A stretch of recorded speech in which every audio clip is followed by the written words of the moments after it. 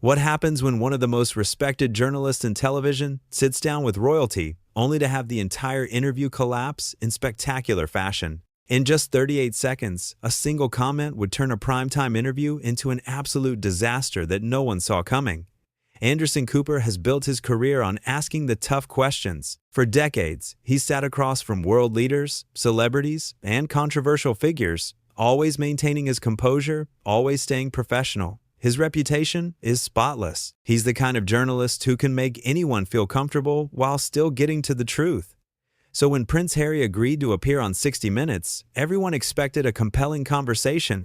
What they got instead was something nobody could have predicted. The interview started normally enough. The studio lights were bright, the cameras were rolling, and Anderson opened with his trademark calm demeanor. He welcomed Prince Harry to the show, thanking him for taking the time to sit down for what was supposed to be an in-depth conversation about his life, his family, and his future. Prince Harry settled into his chair with an air of confidence that bordered on arrogance. From the very first moment, there was something different about his energy. He wasn't the reserved, thoughtful person many had seen in previous interviews. There was an edge to him, a sharpness that felt almost aggressive. Anderson started with a simple question. You've been very open about your struggles with the media over the years. Can you talk about how that's affected your relationships? Prince Harry leaned back, a smirk playing at the corners of his mouth. Well, Anderson, I think the real question is why the media feels entitled to every aspect of my life. You're part of that machine, aren't you? The comment hung in the air for a moment. Anderson, ever the professional, smiled politely and redirected. I think what we're trying to do here is give you a platform to share your perspective. That's why you're here, isn't it? Is it? Prince Harry shot back. Or is this just another opportunity for you to boost your ratings by getting me to say something controversial? Anderson maintained his composure, his voice steady and measured. I can assure you, that's not my intention. I'm here to listen to your story, but I do have to ask the questions that people want answers to. That's my job, Prince Harry laughed, but there was no warmth in it. Your job, right, and my job is to sit here and perform for the cameras like some kind of trained animal? The tension in the studio was palpable now. The crew members behind the cameras exchanged nervous glances. This wasn't going according to plan. Anderson pressed forward, trying to steer the conversation back on track. Let's talk about your book, Anderson suggested, his tone still calm and professional. You've shared some very personal stories in it. What made you decide to be so open? You didn't read it, did you? Prince Harry interrupted, his voice dripping with condescension. Because if you had, you'd know the answer to that question. Anderson nodded slowly, his patience being tested but not broken. I did read it, actually. Cover to cover. I'm asking because I think our audience would benefit from hearing it in your own words, directly from you. Your audience? Prince Harry repeated mockingly. You mean the people who tune in to watch you pretend to care about important issues while you collect your massive paycheck? There was a collective intake of breath from everyone in the studio. This was crossing a line. Anderson's jaw tightened slightly, the first real sign that the prince's behavior was getting to him, but his voice remained controlled. I'm not sure what you're trying to accomplish here, Anderson said carefully, but I think we should focus on why you agreed to do this interview. You have things you want to say, don't you? Prince. Harry leaned forward aggressively. What I want is to not be interrogated by someone who thinks he's morally superior just because he wears a nice suit and reads from a teleprompter. I don't use a teleprompter for interviews, Anderson replied, his voice taking on a slightly firmer edge. And I'm not interrogating you. I'm asking you questions. That's how interviews work. Oh, is that how it works? Prince Harry's voice was rising now, his face flushing red. Thank you so much for explaining your profession to me, Anderson. I had no idea. Here I thought we were just two people having a conversation, but apparently I need you to educate me on how television works. Anderson took a slow breath, visibly working to maintain his professional demeanor. I think maybe we should take a moment and reset. We can start fresh with a different line of questioning if you'd prefer. I don't need your condescension, Prince Harry snapped. That's the problem with people like you. You act like you're doing everyone a favor by giving them airtime, when really you're just exploiting their stories for your own benefit. The accusation was serious and unfair, and Anderson's expression showed that he'd had enough of being disrespected in his own studio. His voice, when he spoke, was still professional but carried an unmistakable note of authority. I've spent my entire career trying to tell important stories with integrity and respect. I've interviewed grieving families, survivors of tragedies, people who've lost everything. I've never exploited anyone, and I'm not about to start now. I invited you here in good faith to give you an opportunity to share your perspective. But if you're going to sit here and attack my character, then maybe we need to reconsider whether this interview should continue. Prince Harry stood up abruptly, his chair scraping loudly against the floor. Are you threatening me? I'm not threatening anyone, Anderson replied, remaining seated, his voice calm but firm. I'm simply saying that mutual respect is required for this conversation to work, and right now, I'm not feeling that from you. Mutual respect? Prince Harry's voice was almost a shout now. You want to talk about respect? You, who makes millions of dollars asking invasive questions and then pretending you're some kind of hero for it? Anderson stood up slowly, his height matching the prince's, his composure intact despite the escalating situation. I think we're done here. This interview is over. You can't just end the interview. Prince Harry protested, his entitlement showing through every word. I'm not finished talking. Actually, I can, Anderson said firmly. This is my show. And I'm not going to sit here and be berated by someone who agreed to come on and then decided to turn it into a personal attack session. Prince Harry's face was now completely red, his hands gesturing wildly. This is exactly what I'm talking about. The media thinks they can control everything. You think you can control me? I'm not trying to control you, Anderson responded, his voice steady and resolute. I'm trying to have a respectful conversation. You're the one who came in here with an agenda that had nothing to do with having an actual dialogue. My agenda? Prince Harry laughed bitterly. My agenda is to not be treated like I'm some kind of curiosity for your viewers to gawk at. Anderson shook his head, his disappointment visible. That was never my intention, and I think you know that. But you came in here looking for a fight, and now you've got one. The difference is, I'm not going to engage with it any further. So you're kicking me off? Prince Harry demanded, his voice incredulous. You're actually kicking me off your show? You've made it impossible to continue, Anderson replied. Every question I've asked, you've responded with hostility and personal attacks. This isn't an interview anymore. It's just you venting your proper frustrations at me personally, and I don't think that's productive for anyone. Prince Harry took a step closer, his voice low and threatening. You have no idea who you're dealing with. Anderson didn't back down, his voice remaining level. I know exactly who I'm dealing with. I'm dealing with someone who agreed to an interview and then sabotaged it because apparently that was more appealing than having an honest conversation. Honest conversation? Prince Harry scoffed. There's nothing honest about this. You people are all the same. You smile and pretend to care, but really you're just vultures picking at bones. I'm going to ask you to leave now, Anderson said, his tone leaving no room for argument. Security will escort you out if necessary, but I'd prefer if you left on your own. Prince Harry's eyes widened in disbelief. You're serious. You're actually serious. Completely serious, Anderson confirmed. This interview is over, and you need to leave the studio. For the moment, Prince Harry seemed frozen, as if he couldn't quite believe what was happening. Then his expression twisted into something ugly, something that revealed the true extent of his entitlement. You'll regret this, he said, his voice shaking with barely contained rage. Do you have any idea what kind of consequences this will have for you? Anderson's response was measured and calm, showing exactly why he's respected in his field. The only thing I regret is that we couldn't have the conversation I hoped we'd have, but I'm not going to be intimidated, and I'm not going to tolerate being disrespected in my own studio. So yes, you need to leave, now. Prince Harry looked around the studio, as if expecting someone to come to his defense, but the crew members all looked away. Nobody was going to support his behavior. The entitlement that had carried him through the entire disastrous exchange was finally meeting reality. This is unbelievable, Prince Harry muttered, but he was already moving toward the edge of the set. Absolutely unbelievable. What's unbelievable?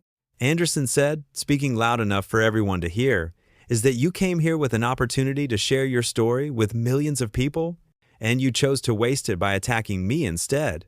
Prince Harry spun around one last time, his finger pointed accusingly at Anderson. You have no right to judge me. None. You sit in your comfortable studio and you judge everyone who comes through here, but you're no better than anyone else. Anderson didn't take the bait. His voice was tired now, as if the weight of the entire encounter was finally showing.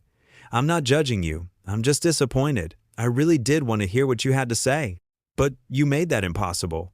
I made it Impossible? Prince Harry's voice cracked with indignation. You're the one who kept asking your loaded questions, trying to trap me into saying something you could use against me. Every question I asked was straightforward and fair, Anderson countered.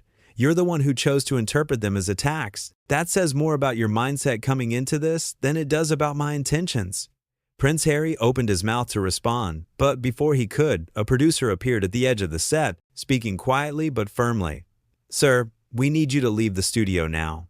The prince's face cycled through several emotions in rapid succession: anger, indignation, disbelief, and finally something that might have been embarrassment. But even in that moment, he couldn't let it go without one final jab. You're all pathetic, he said, his voice carrying across the studio. Every single one of you.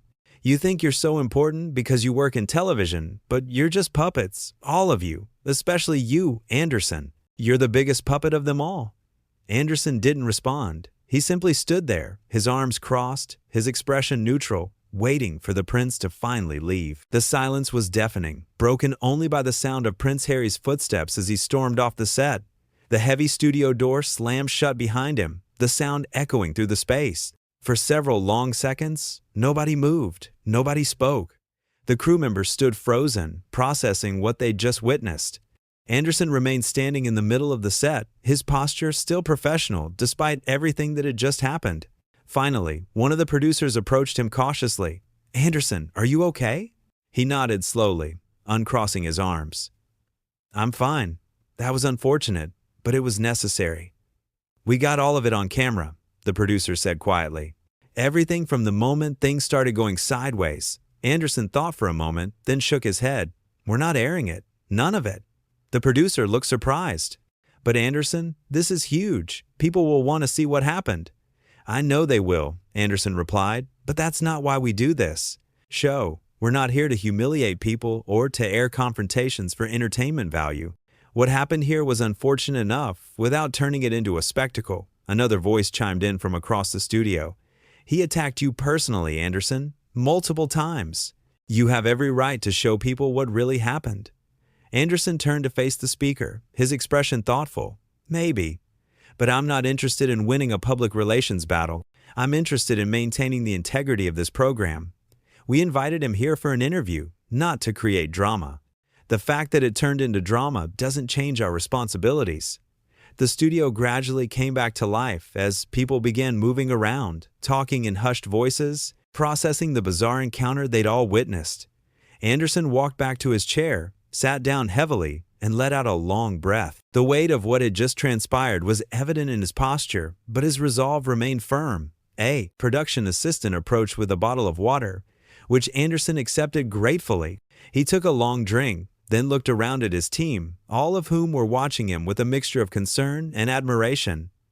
I want everyone to know, he said, his voice carrying clearly, that what happened here today was not anyone's fault, except mine, for thinking we could have a productive conversation. I take full responsibility for how this turned out. That's not fair, Anderson, the producer protested. You handled that with incredible professionalism. He was hostile from the very beginning. There was nothing you could have done differently. Anderson smiled wanly. Maybe, but I keep thinking there must have been some way to reach him. Some question I could have asked that would have opened up a real dialogue instead of triggering whatever defensive mechanism he was operating under. Some people don't want dialogue, another crew member offered. Some people just want confrontation. I think he came in here looking for exactly what happened. The observation hung in the air, and Anderson couldn't entirely disagree with it. Looking back over the encounter, it did seem as though Prince Harry had been determined to turn the interview into a confrontation from the very first question. Every attempt Anderson had made to redirect, to find common ground, to create space for genuine conversation had been met with hostility and accusation. The thing that bothers me most, Anderson said quietly, is that there was probably a real interview in there somewhere. Real things he wanted to talk about, real frustrations he wanted to express. But he was so wrapped up in his defensiveness and his assumptions about what this was going to be that he never gave us a chance to get there. A makeup artist who had been standing nearby spoke up. For what it's worth, Anderson, I've been working on this show for 8 years. I've seen you interview hundreds of people. You? Treat everyone with respect, no matter who they are or what they've done. What he said about you exploiting people, about you being a puppet, none of that is true, and everyone here knows it. There were murmurs of agreement from around the studio. Anderson looked genuinely touched by the support, but he waved it off modestly. I appreciate that, I really do. But at the end of the day, an interview fell apart on my watch, and that's something I need to think about. An interview fell apart because someone came in with an axe to grind, the producer corrected gently. You can't control that. Anderson stood up again, rolling his shoulders as if trying to shake off the tension of the past hour. No, I can't. But I can control how I respond to it, and I can control what we do with the footage, which, as I said, is nothing. We're not airing any of this. The decision was met with some disappointed looks, but nobody argued. They all knew Anderson well enough to know that when he made a decision like this, it was final. More importantly, they respected why he was making it. Despite having every right to defend himself publicly, despite having clear video evidence of Prince Harry's aggressive and entitled behavior, Anderson was choosing the high road. So what do we tell people? The producer asked practically. There are already questions about what happened. Word is going to get out. Anderson considered this. We'll release a brief statement saying that the interview didn't work out and won't be airing. We don't need to elaborate beyond that. If people want to speculate, they will, but we're not going to feed into it. And if he talks about it publicly, if he tells his version of events, then that's his choice. Anderson replied calmly. But we're not going to engage in a back and forth. We're not going to argue about what happened or who was right or wrong. We're just going to move forward with dignity and professionalism, which is what this show has always been about. The team nodded, understanding his reasoning, even if some of them wished they could defend their colleague more publicly. Anderson looked around at all of them, his expression grateful. I want to thank all of you, he said sincerely, for staying professional throughout that entire thing, for supporting me, and for understanding why we're handling it this way. This show is only as good as the people who make it, and you're all the best in the business.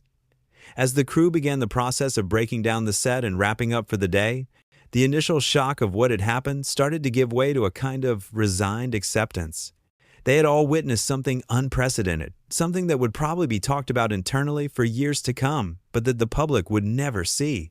Anderson gathered his notes, such as they were, and prepared to leave the studio. Before he left, he took one last look around the space where such a strange and unfortunate encounter had just taken place. There was no satisfaction in how it had ended, only a kind of weary disappointment that an opportunity for meaningful dialogue had been squandered so completely. The truth was, Anderson really had wanted to hear what Prince Harry had to say.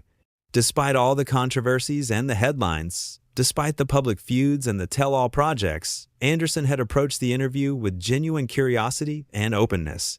He had prepared thoughtful questions, had done his research, had been ready to listen without judgment, but none of that had mattered in the face of someone determined to view him as an adversary from the very first moment. As he walked toward the exit, Anderson reflected on the nature of interviews and human communication. Sometimes, no matter how skilled you are, no matter how good your intentions, you simply cannot connect with someone who has already decided you're the enemy. Prince Harry had walked into that studio with his defenses up, and his assumptions locked in place, and nothing Anderson could have said or done would have changed that. The disappointing part was not the personal attacks. Anderson had been in journalism long enough to have developed thick skin when it came to criticism and hostility. What disappointed him was the waste of it all. The waste of an opportunity, the waste of a platform, the waste of a chance to have a conversation that might have illuminated something important or meaningful. Instead, what had happened was a masterclass in how entitlement and defensiveness can derail even the most well-intentioned exchange. Prince Harry had come into the interview with grievances, real or imagined, and had decided that Anderson was a suitable target for all of them. Every question had been interpreted as an attack. Every attempt at dialogue had been met with suspicion and hostility. It had been exhausting and ultimately pointless, but Anderson knew better than to dwell on it. In his decades of journalism, he had conducted thousands of interviews. Some had been transcendent, some had been merely informative, and a very small number, like this one, had been complete disasters. That was the nature of the work. You approached every interview with the same professionalism and preparation, and you hoped for the best, while being prepared for the worst. This had certainly been the worst. As he finally left the building and stepped out into the cool evening air, Anderson allowed himself one moment of frustration, One moment of wondering why someone would agree to an interview only to sabotage it so completely. Then, he let it go. There were other stories to tell, other interviews to conduct, other opportunities to do the work he loved and believed in. Back in the studio, the crew continued their work, their conversations inevitably circling back to what they had just witnessed.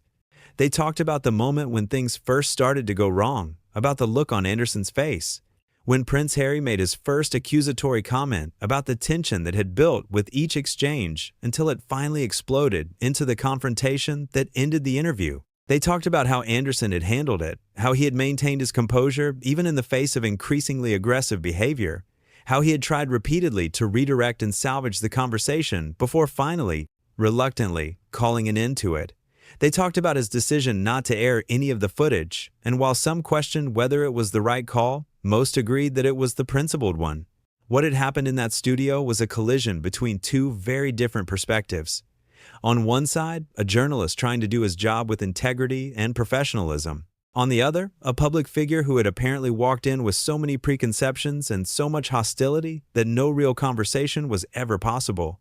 The cameras had captured everything: the escalating tension, the personal attacks. The moment when Anderson finally said enough was enough. It was all there, preserved on digital media, a complete record of an interview gone spectacularly wrong. But true to his word, Anderson made sure that footage would never see the light of day. It would be easy to judge Prince Harry harshly for his behavior, and many who witnessed it did exactly that. His entitlement, his hostility, his complete inability to engage in good faith dialogue had been on full display. He had taken an opportunity that many people would have valued and treated it with contempt, as if simply being there was somehow beneath him. But Anderson, characteristically, was more measured in his assessment. He recognized that people who behave that way are often coming from a place of deep hurt or insecurity, even if that doesn't excuse the behavior. He understood that public figures, especially those who have experienced genuine media harassment, can develop such strong defenses that they end up attacking even when no attack is coming. None of that changed what had happened, but it provided context. It explained, if it didn't excuse, why someone might walk into an interview with such hostility and suspicion. It was sad, really, when you thought about it that way. Sad that someone would be so consumed by their grievances that they couldn't see an opportunity for what it was. Sad that defensiveness would win out over dialogue. As the studio lights were finally turned off and the space fell into darkness, the day's events settled into history. An interview that was supposed to happen never did. A conversation that might have been meaningful never materialized. Instead, what occurred was a cautionary tale about the importance of good faith, about the necessity of mutual respect, and about what happens when someone comes to the table not to talk, but to fight.